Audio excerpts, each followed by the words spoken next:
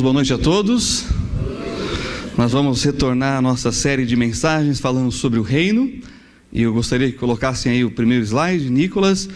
O que será o reino de Cristo? Será o governo de Deus na face da terra. E para isso, abra sua Bíblia lá em Mateus capítulo 6, um capítulo bem conhecido que fala sobre a oração do Pai Nosso. E nessa oração o Senhor revela de forma bem clara o que quer dizer o reino de Deus na face da terra. Nós vamos nessa noite definir algumas questões importantes sobre o reino e depois vamos partir para as características, e daqui por diante nós vamos ver várias das características que identificam um período de tempo na história em que Deus vai reinar sobre a humanidade, em que Deus vai transformar toda a sua criação no grande jardim do Éden. Esse era o propósito inicial de Deus. Os nossos pais pecaram, foram expulsos do jardim. Eis cada um de nós aqui com as nossas lutas, dificuldades, sofrimentos, escolhendo o que somos, pecadores. Mas o Senhor vai trabalhar essa questão e vai então restaurar a terra. Vamos ver características desse reino. Enquanto você abre lá, deixa eu dizer para vocês que até pouco tempo atrás, na Universidade de São Paulo, se começavam a estudar a história da humanidade através dos gregos. Só que os gregos vieram muito tempo depois a ter influência na história da humanidade. Então, mais recentemente, alguns anos atrás, foi convidado um professor que dá na área de história a história sobre a Mesopotâmia. E aí então uma história tão rica quanto a história grega, porém anterior à grega, e aí se remonta ao tempo dos patriarcas, Abraão, Jó, todos esses personagens bíblicos da antiguidade. E aí então se constatou que o pensamento grego acerca da história, em que a história seria cíclica, que ela então volta a se repetir, tem picos, depois cai e volta de novo, não é bem assim. Olhando para a Bíblia, nós entendemos que a história teve um tempo que se iniciou, e ela está progredindo, e ela chegará ao liminar de tudo aquilo que está revelado na palavra, cumprindo assim a revelação que Deus disse acerca da história. Embora também os profetas bíblicos entendem também que a história, embora ela tenha uma linha reta, ela é linear, ela tem altos e baixos, e ela continua. Só para vocês terem uma ideia, um pensamento recente da década de 60 é que os pais deveriam voltar toda a sua atenção para os filhos. E aí então os filhos se tornaram o centro da família. O que aconteceu? Nós tivemos uma geração dos hippies e tantos outros movimentos que causou aí muita tristeza, dor e angústia na família. Por que então os educadores disseram, não, agora a criança já não está mais no centro da atenção na família, ela é parte da família, como era que se pensava anteriormente, numa tentativa de resgatar o estrago que já foi feito. É uma coisa recente, talvez você seja aí da geração da década de 60, 70, e você tenha que lidar com todas essas consequências. Isso para mostrar que a história, ela é linear, mas ela pode ter picos em que a sociedade toma as decisões certas, como ela pode ter quedas em que a sociedade erra feio, sobretudo nas questões em que vão contra a Bíblia. O pastor Carlos Moraes esteve aqui falando, ele mencionou que há 800 projetos de lei contra a Bíblia e a família lá no Congresso. Recentemente, a Comissão para a Educação, para a Reforma na Educação, disse que não é para chamar mais os pais de pais, agora eles são educadores, olha só. Então não pode mais chamar nem de pai nem de mãe. Dia dos pais, das mães vão acabar nas escolas públicas do nosso país. E vão acrescentar agora, a cada mês, 2 horas de filme nacional, para incentivar a cultura brasileira. Bom, quando tem aula, na verdade, quando os professores não faltam, e quando as crianças vão para a escola. enquanto que os asiáticos estudam integralmente e os israelenses 6 dias por semana. Não é à toa que eles estão à frente da gente nas Olimpíadas. Recentemente nós tivemos aqui o pastor José Nogueira, que foi fazer um curso de arqueologia lá na Universidade Hebraica de Jerusalém, e foi apresentado para ele uma sala onde estavam os quadros dos prêmios Nobel daquela universidade, mais de uma dezena deles. Desde que o prêmio Nobel foi inventado, criado, o Brasil não tem um prêmio Nobel. Israel tem 66 anos e só uma universidade já tem mais de dezenas de prêmio Nobel. Descobertas que melhoram a nossa vida. O que eu quero mostrar com isso? Que a sociedade pode acertar, e acerta quando tem a Bíblia como orientação básica sobre as coisas, e pode errar quando vai contra a Bíblia. Claro que isso demora um pouco tempo para dar o efeito negativo na sociedade e destruir assim tantas vidas e tantas famílias. Fechando esse parênteses, nós vamos olhar para uma história que virá, que é a história que quando o Senhor Jesus pisar no Monte das Oliveiras e estabelecer o seu reino na face da terra. Algumas pessoas pensam, nessa parte introdutória eu quero acrescentar isso também, que nós já estamos vivendo o reino de Cristo, que Jesus está reinando. Olha, se Jesus estivesse reinando, o mundo não estaria como está. Depois da Primeira e Segunda Guerra Mundial, os teólogos que criam nisso mudaram de ideia, porque não é possível que a Europa, um continente que foi tão evangelizado, um continente denominado cristão, pôde produzir 2 guerras mundiais. Então Cristo não está reinando. Aliás, o pastor Thomas tem uma colocação que eu pego emprestado, viu, pastor Thomas? Que é o seguinte: nós vamos ver características do reino, que fala que o cordeiro vai andar junto com o leão. O pastor Thomas falou que lá em Israel já acontece isso, só que o cordeiro anda dentro da barriga do leão. Então nós não estamos no reino de Deus na terra. O cordeiro e o leão vão andar juntos e o urso vai pastar como boi.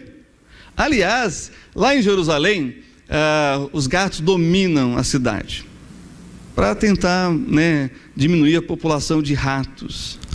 Porém, cachorro não anda sem coleira e sem o dono estar de olho, porque senão a carrocinha recolhe e leva para o zoológico para ser comida das feras lá. Então os cachorros são bem protegidos, os donos estão sempre de olho para ele não ser levado para o zoológico e virar comida dos animais que tem lá no zoológico. Isso é só para ilustrar, irmãos, que esse tempo que nós vamos ler, as características que nós vamos ver, ainda é futuro. O Senhor ainda tem um tempo para nós, antes de começar a cumprir isso que Ele revelou na sua palavra, que vai acontecer. Vamos lá, abra sua Bíblia lá em Mateus, capítulo 6, versos 9 e 10, e nós vamos responder a primeira pergunta: o que será o reino de Cristo? Diz assim as Sagradas Escrituras: portanto vós orareis assim: Pai nosso que estás nos céus, santificado seja o teu nome, venha o teu reino, seja feita a tua vontade, assim na terra como no céu. O reino de Deus é o governo de Cristo aqui na terra como é no céu, onde os anjos o obedecem. Quando a humanidade estiver resgatada e conquistada por Ele, a humanidade então irá obedecer ao Senhor. Segunda pergunta que nós devemos fazer é: como será o reino? Será uma teocracia, não uma teocracia estabelecida pela religião, mas uma teocracia estabelecida pelo próprio Deus. Porque uma coisa é o que nós pensamos acerca de Deus, o que nós determinamos como dogmas religiosos, isso é uma coisa. Outra coisa é Deus se revelando, é Deus agindo como soberano sobre toda a terra. Há uma grande diferença nisso. Então abra sua Bíblia lá no Salmo capítulo 2, e nós vamos ler os versos de 6 a 9, que aponta para isso. Cristo, o Rei, Deus, reinando sobre a sua criação, sobre toda a humanidade. Salmo de número 2, versos 6 a 9, diz assim: as Sagradas Escrituras sobre como será esse reino. Deus falando: eu, porém, ungi o meu rei sobre o meu santo monte de Sião, proclamarei o decreto, o Senhor me disse, tu és meu filho, eu hoje te gerei, falando de Jesus, o pai falando do filho, pede-me e eu te darei os gentios por herança e os fins da terra por tua possessão, tu os esmigalharás como a vara de ferro, tu os despedaçarás como a um vaso de oleiro. Então percebam que durante a história da humanidade sempre houveram ditadores, imperadores, o poder centralizado numa pessoa só, e todos esses impérios caíram por causa do caráter desses líderes. O último grande império, que nós conhecemos e que a Bíblia faz referência, é o Império Romano. Mas Roma chegou a uma época em que tinha mais escravos do que livres lá.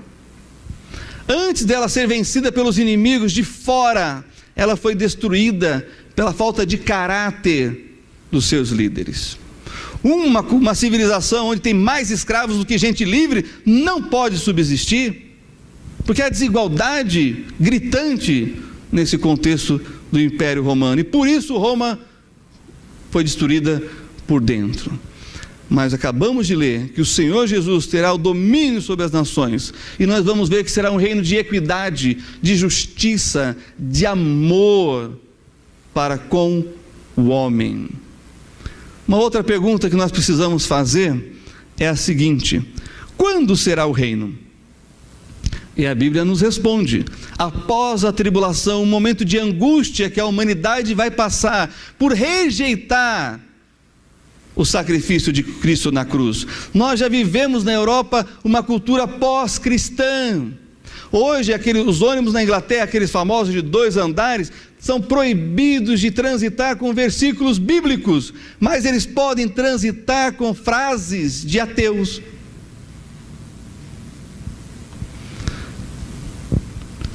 Me fugiu o nome agora do Dawkins, eu lembrei.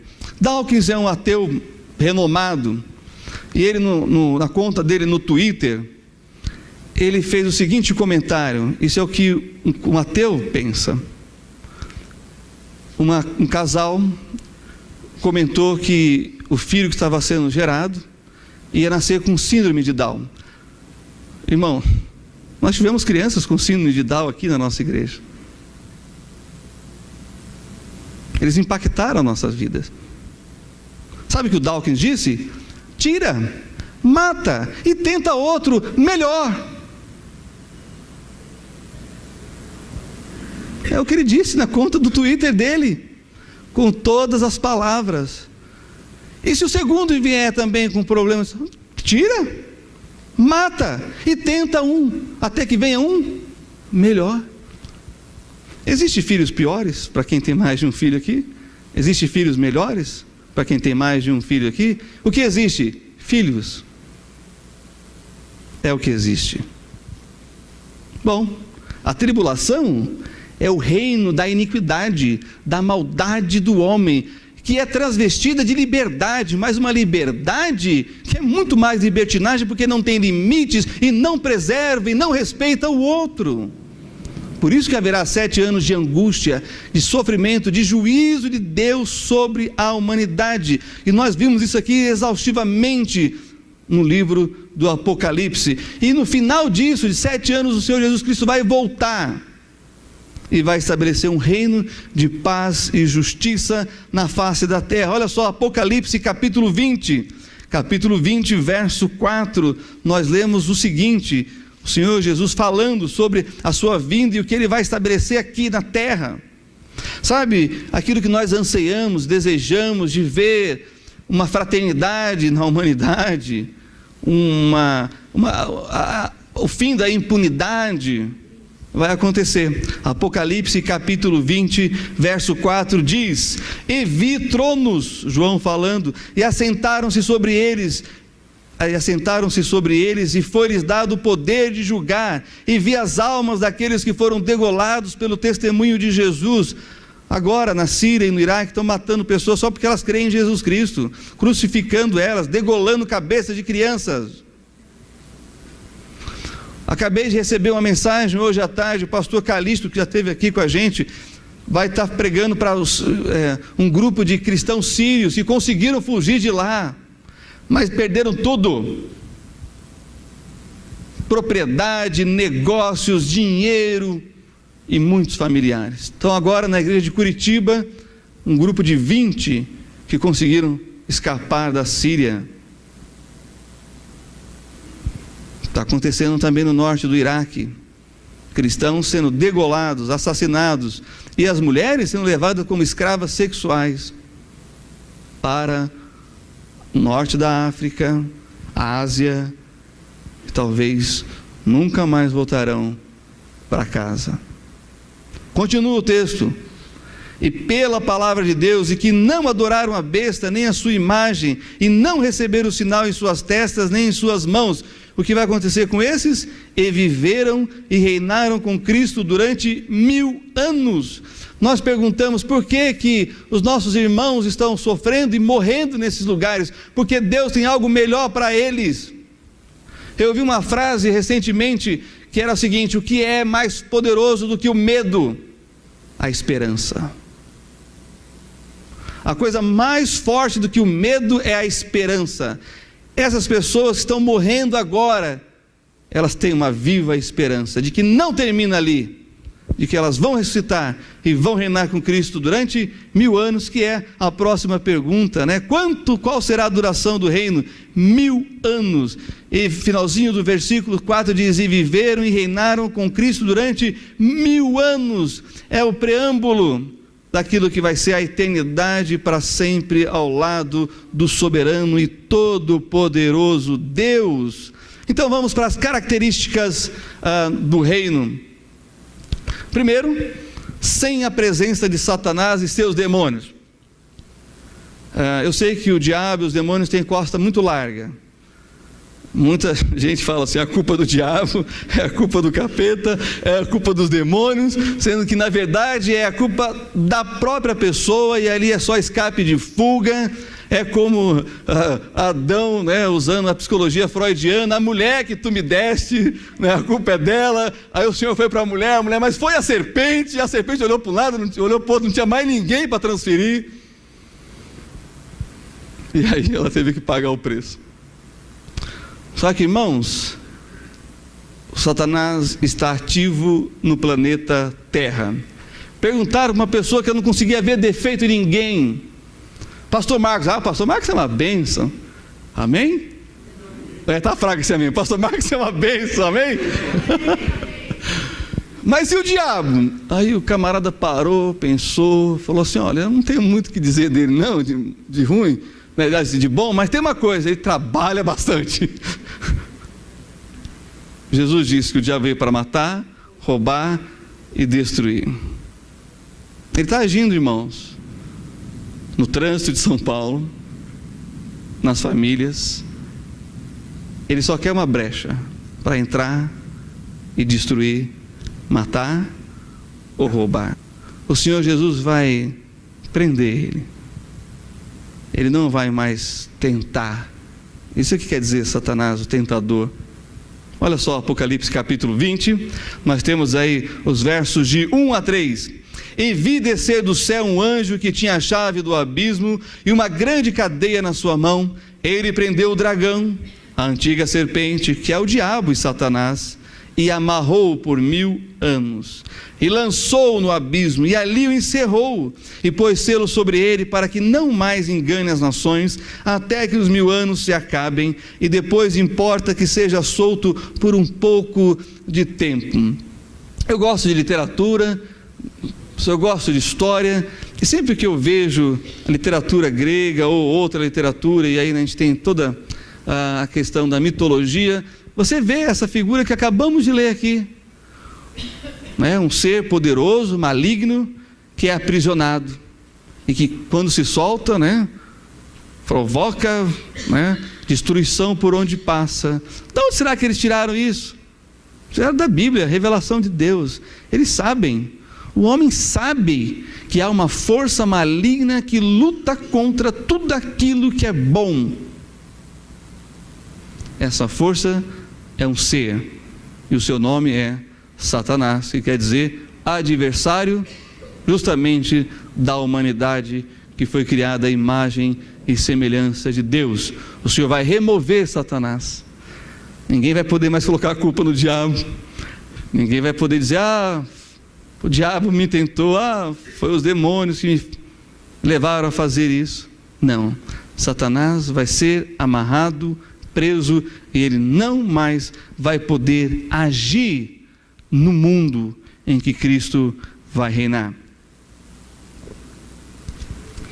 Uma outra característica que é importante a gente destacar é a seguinte: a manifestação da pessoa do Senhor.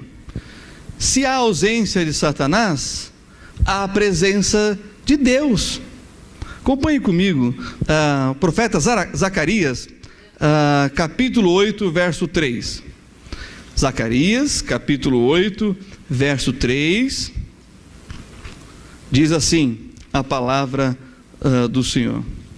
Zacarias está aí próximo de Mateus, no finalzinho do Antigo Testamento, no início do Novo Testamento, é o penúltimo livro do Antigo Testamento. Zacarias capítulo 8, verso 3, eu vou ler para os irmãos, diz o seguinte: assim diz o Senhor, voltarei para Sião e habitarei no meio de Jerusalém, e Jerusalém chamar-se-á a cidade da verdade, e o monte do Senhor dos exércitos, o monte santo. O Senhor vai voltar para reinar sobre a terra, e a presença do Senhor vai manifestar a sua divindade, a sua glória e a sua majestade. Será notória a presença de Cristo entre a humanidade. Vai ser algo indelével a presença do Senhor no Monte Sião para todo o mundo. Que mais? Uma outra característica: plenitude do Espírito Santo. Nós almejamos isso, clamamos que o Senhor nos encha do seu Espírito, ou seja, que Deus domine os nossos pensamentos, os nossos sentimentos, que Deus nos conduza nas decisões acertadas na vida. O Espírito Santo, esse Consolador que nos conforta, que nos anima no momento de dor, de sofrimento, de angústia, ele vai ser pleno no reino de Cristo. Abra sua Bíblia, volta aí algumas páginas, nós vamos chegar em Joel, capítulo 2, verso 28 e 29. Joel, capítulo 2, versos 28 e 29, que diz assim: e há de ser que depois derramarei o meu espírito sobre toda a carne, e vossos filhos e vossas filhas profetizarão, os vossos velhos terão sonhos, os vossos jovens terão visões. Isso começou parcialmente na igreja lá em Atos 2, mas o verso 29 diz: e também sobre os servos e sobre as servas naqueles dias derramarei o meu espírito. O Senhor vai nos conduzir nesse reino através da direção precisa do seu Espírito Santo. O Espírito Santo de Deus vai estar presente e acessível a todos os seres humanos criados por Deus. Uma outra característica é a que nós mais praticamos, é a oração. Mas nós veremos as nossas orações sendo respondidas, porque nós saberemos como pedir. Nós não seremos mais egoístas nas nossas petições, nós teremos o Espírito, a manifestação de Jesus.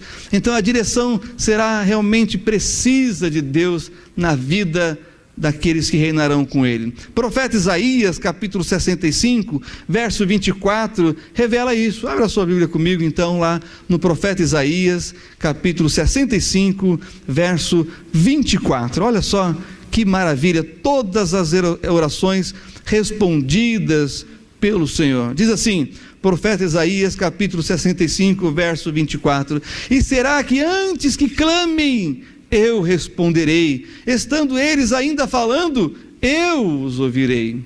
Antes da gente pedir, o Senhor, como é onisciente, vai estar nos respondendo nesse período em que Ele estará governando sobre toda a carne, sobre toda a humanidade. Uma outra característica é o processo inverso da Torre de Babel. Eu tive a experiência de estudar numa classe com pessoas de 25 países diferentes. A gente vivia assim uma certa Babel ali, mas era tão gostoso ouvir, né, aquelas pronúncias, aquelas várias línguas. E todos nós tentando falar em hebraico. Aí era mais bonito ainda, né? Então, foi uma experiência muito marcante. A confusão das línguas, o Senhor usou para dispersar a humanidade. Deus falou: olha, se multipliquem, enchem a terra e se espalhem. O que o homem fez? Construiu uma torre e quis ficar todo mundo juntinho. Nós fazemos isso hoje. É interessante, a nossa cultura, né, que nós herdamos, nosso sangue brasileiro é maravilhoso, tem de tudo.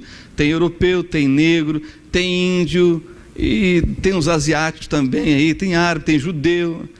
Irmãos, é por isso que gosto do Brasil em qualquer lugar do mundo, não é? Nós fazemos o quê? Nós compramos um terreno aqui em São Paulo, construímos a nossa casa e em cima a casa do filho. Eu estive no Paraná com meus familiares já de cultura mais europeia, né? Fomos para a casa da minha prima da minha mãe, um terreno enorme, irmão. O terreno dava frente para uma rua e fundo para outra rua.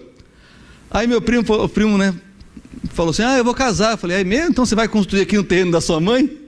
A minha cultura de paulistano, né? Ele: não, eu comprei a minha data. Sabe o que é data? Terreno. Mas rapaz, com tanto terreno aqui, não, isso aqui é da minha mãe. Comprou o terreno em outro lugar, vai construir a casa dele e vai se separar. Não, se fosse aqui em São Paulo, cabia neto, sobrinho, tio, tia, ia ser a vila. Meus parentes são assim, eles moram numa vila, irmãos. Só dá briga na hora de estacionar os carros, porque são 1, 2, 3, 4, 5, 6, 7 famílias. Só dá briga na hora de estacionar o carro, mas aí eles resolveram, cada um vai ter o seu quadradinho para pôr o carro, pronto, não tem mais briga. Pessoal aqui de São Paulo, né? O que quer dizer isso? Que as línguas que o Senhor misturou ali, foi para confundir eles, fazer eles saírem, irem para outros lugares, não ficarem juntos, não. O Senhor criou essa terra para a gente estar povoando, estar indo para outros lugares. Como eu falei, estudei com pessoas de suecos, finlandeses, noruegueses. A gente só conhece neve por neve. Eles têm lá umas 15 palavras para neve. É um negócio fantástico, é uma riqueza, é uma coisa. Deus queria que eles conhecessem a neve. Vão lá para o norte, vão lá para o frio. Então o Senhor mandou as línguas, os idiomas diferentes, e o povo foi espalhado pelo mundo. Só que agora o Senhor quer que a humanidade se volte, mas com um propósito: de adorá-lo. E aí então só há uma língua, e a Bíblia diz: Deus busca adoradores que o adorem em espírito e em língua unificada. Abra comigo agora em Sofonias, estamos aí nos profetas, vamos até Sofonias, capítulo 3, verso 9. Vamos ler essa passagem que é muito especial. Miqueias, Naum, Abacuque e Sofonias, capítulo 3, verso 9, diz assim a palavra do Senhor: porque então darei uma linguagem pura aos povos, para que todos invoquem o nome do Senhor, para que o sirvam com o mesmo consenso. Quando o homem se uniu para ir contra Deus, e por isso eles construíram a Torre de Babel, primeiro para afrontar Deus, chegar até o céu, e segundo para não sofrerem com o juízo do dilúvio, Deus espalhou eles. Agora Deus vai ajuntá-los com um propósito: de adorá-lo. Uma língua pura. E para terminar, uma adoração unificada. Abra comigo agora Zacarias, lá um pouquinho mais para frente, capítulo 14, verso 16.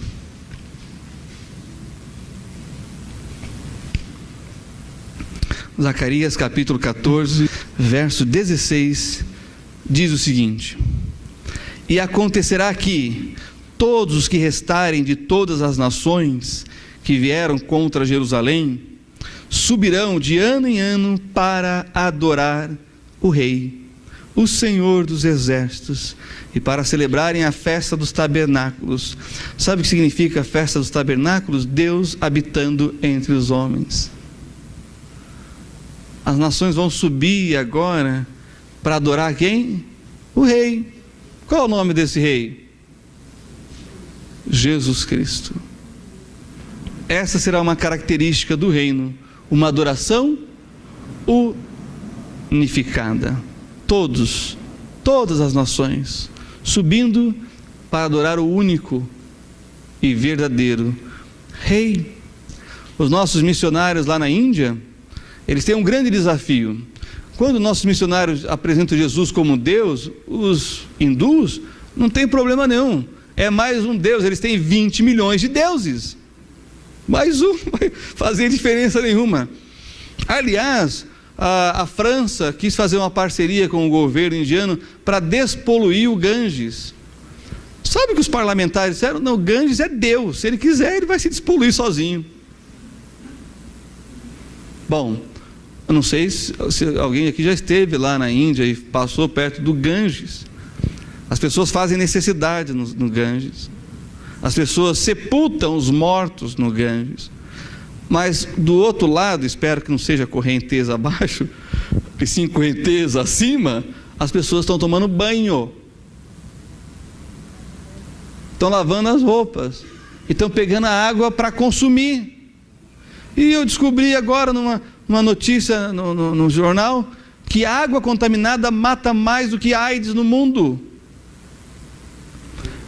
Eu fiquei sabendo de uma missionária à África. Ela falou para mim assim: um dia que você for para o continente africano, aprenda uma coisa, anda com uma garrafinha de água mineral e verifica se está lacrada. Se você não conseguir água mineral lacrada vindo da Europa ou de algum outro lugar do mundo, se te derem água, não beba antes de você ferver a água e pega tipo um coador de café e passa a água fervida ali. Aí você beba. Não é impressionante um negócio desse, meus queridos irmãos? Então o Senhor é o único Rei, e os falsos serão desmascarados. E os nossos missionários lá na Índia estão apresentando não mais um Deus, mas o único, vivo e verdadeiro. E o seu nome é Jesus Cristo, o qual as nações irão adorar. Feche seus olhos, abaixe sua cabeça. Vamos ter uma palavra de oração neste momento. Pai, na tua presença estamos, Senhor, e queremos te louvar porque a história se caminha para um desfecho que já foi revelado na tua palavra. E por isso que nós temos a esperança, não uma esperança qualquer, mas uma viva esperança, de que tudo que o Senhor revelou vai se cumprir. E, ó Deus, no liminar da história, nós veremos o Senhor Jesus, o teu Filho, entronizado e sendo adorado por toda a humanidade. Como diz a tua palavra, todo joelho se dobrará e toda língua confessará que Jesus Cristo é o Senhor.